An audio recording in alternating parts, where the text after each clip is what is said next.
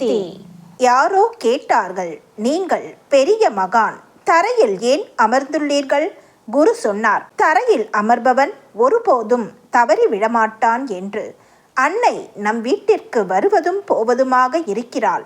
அவளை தக்க வைத்துக் கொள்வது நமது கையில் தான் உள்ளது. குருவின் ஒரு வார்த்தை வாழ்க்கையை முற்றிலுமாக மாற்றி அமைக்கக்கூடிய வல்லமை உடையது.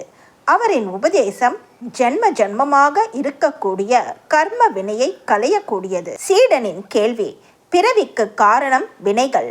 ஆன்மாவிற்கு முதல் பிறவி கிடைக்கும் போது வினைகள் இல்லை. பிறகு எதை அனுபவிக்க பிறவி கிடைக்கிறது? குருவின் பதில், பிறவி அனுபவிப்பதற்காக எடுப்பதில்லை, மாறாக அறிவதற்காக எடுக்கப்படுகிறது. ஆனால் அனுபவத்திலே அறிவு மேம்படுகிறது. அன்னை சோறு ஊட்டி வளர்க்கிறாள், பராசக்தி சோதித்து வளர்க்கிறாள். பார்ப்பவன் என்ன நினைப்பான் என்று பயத்துடன் வாழாதீர்கள். படைத்தவள் என்ன நினைப்பாள் என்று பயந்து வாழுங்கள். அதுதான் வாழ்க்கை. உன்னை விட உனது பிரச்சனைகளை பற்றி உன்னை படைத்தவளுக்கு நன்றாக தெரியும். அவள் மீது முழு நம்பிக்கை வை. அவள் உன்னை காப்பாள். அன்னை உன்னுள் இருக்கிறாள். உன்னுள் மூழ்கி அனுபூதியை பெறு என்றுதான் குரு உபதேசிக்கிறார். குரு, ஆன்மா, ஆதி பராசக்தி ஆகிய மூன்றும் ஒன்றே. கொடுக்க மனம் இருந்தால் மனமாற கொடுத்துவிடு. கொடுத்ததை அச்சமயமே மறந்துவிடு. இல்லை, அச்செயலை செய்யாதே. தர்மம் செய்ய பழகு. நீ மற்றவர்களுக்கு தர்மம் செய்வதோடு மட்டுமல்லாமல் மற்றவர்களையும் தர்மம் செய்ய பழக்கி வைக்க வேண்டும். நீ தொண்டு செய்வதோடு மற்றவர்களையும் தொண்டு செய்வதில் ஈடுபடுத்த வேண்டும். அப்போதுதான் 4 பேர் 8 பேராகி 8 பேர் 16 பேர்களாகி தர்மம் செய்வதும் தொண்டு செய்வதும் பெருகிக் கொண்டே போகும். காசு கொடுத்து உன் வசதிகளை பெருக்கிக் கொள்கிறாய்.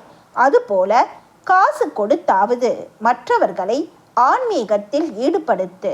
அது உனக்கு நிலையான வசதிகளை உருவாக்கி கொடுக்கும். தர்ம நெறி தழைத்தோங்கினால் ஆன்மீகம் என்ற பயிர் என்றும் அழியாது. உங்கள் முதியோர் செய்த தர்மம் இன்னும் நிலைத்து இருக்கின்றது. தர்மம் செய்தவர்களின் பெயர் நிலைத்து இருக்கும். கொள்ளையடிப்பவன் பெயர் நிலைத்திருப்பதில்லை. அன்னையின் அருள்வாக்கு. ஆன்மா என்னும் பாத்திரத்தை சுத்தமாக வைத்துக் கொள்ள வேண்டும்.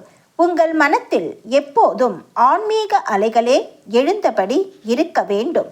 வாழ்க்கை வசதி, பந்த பாசம், குழந்தைகள் என்கிற ஆசை அலைகளே தோன்றியபடி இருந்தால் ஆன்ம அலைகள் எடுபடுவது இல்லை.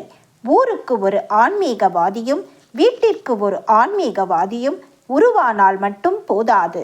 எல்லோருமே ஆன்மீகவாதியாக மாறினால்தான் நாட்டில் அமைதி கிடைக்கும். 2 மனங்களும் ஒன்றுபட்டால்தான் அமைதி கிடைக்கும். நாளைய உலகம் ஆன்மீக உலகம் என்று ஆரம்பத்திலிருந்தே சொல்லி வருகிறேன். அதற்கு ஏற்ற சூழ்நிலைகளையும் வளர்ச்சி பணிகளையும் நீங்கள் திட்டமிட்டு செய்ய வேண்டும். அன்னையின் அருள்வாக்கு. Please share and subscribe. Om Sakthi.